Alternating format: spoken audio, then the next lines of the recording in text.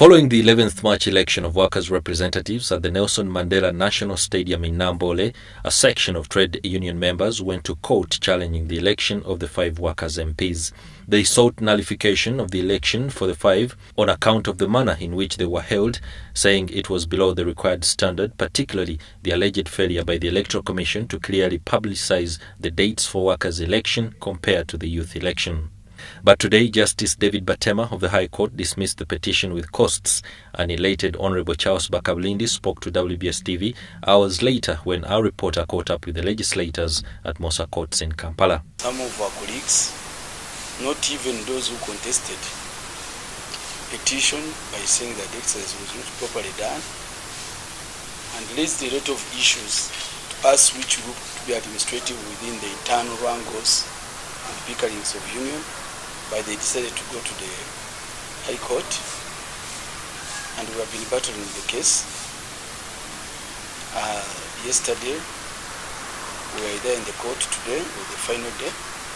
We are happy that after listening to our lawyers and their lawyers, in his wisdom, the judge was convinced that the petition be thrown out and be dismissed with costs. The MPs, Charles Bakablindi, Harinaitwe Rakajara, Margaret Rabashaija, Agnes Kunihira, now say the time for infighting amongst the workers and trade unions must come to a close. We are calling upon other workers that we should protect that constitutional provision of the interest group called workers. And we should stop mixing issues that are administrative to take them to the courts of law. They will end up being misinterpreted. And I think today, those ones, our sisters and brothers, who have been telling them what you are doing is not right, but they have been insisting, and we told them, you know what will be the output of such cases. Whoever loses will pay costs, and this is what they are going to pay. We are not so much interested in their money, but I think somewhere, somehow, to be a learning lesson on their side. Case has been thrown out with costs, but that is not most important because we are not much interested in the costs. For us as workers, we prefer dialogue, which we tried and it failed.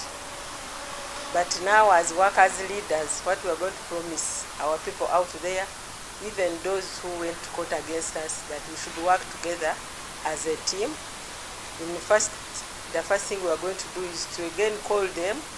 We sit and try to dialogue because we must work together if you are going to promote or to fight for workers' rights in this country. But we want to assure those ones who have lost that they should stay calm and never to do those things again. They say after the dismissal of the case, the road has now been cleared for them to get down to the work for which they were elected. We have spent a lot of time, we have spent money, but we can leave everything aside and look ahead.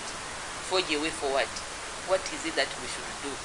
I want to say I'm committed to work for the workers, to make sure that their voice comes out in the floor of Parliament and also in the legislation, and also share their challenges because they also have a lot of challenges. To inform the electorate, those people who elected us and the workers at large in the country, that they should stay calm. We are going to serve them as we promised. We are going to work together.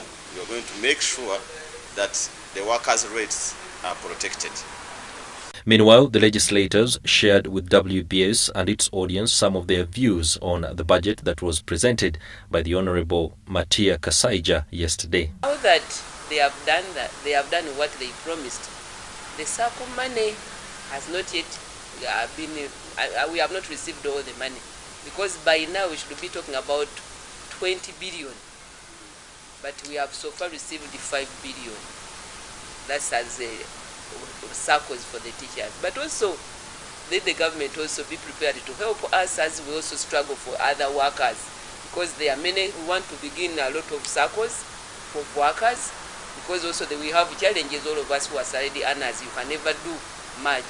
So we expect that the government will continue to support us through the programs, wealth creation, and then maybe we shall call it we shall be happy. As you know, even in a family, you cannot solve all the problems. I know there is a political will from the government, and that means even other sectors will eventually achieve what they want. Not only that, the problems of the workers is not money or salary alone.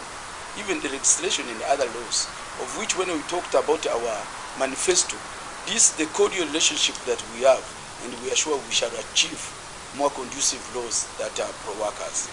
And I want to thank the government, and particularly the president, that he has completed again the bridge for the workers. The budget in itself was fair to the workers because they considered the pledge the president made to the teachers and the other workers from universities.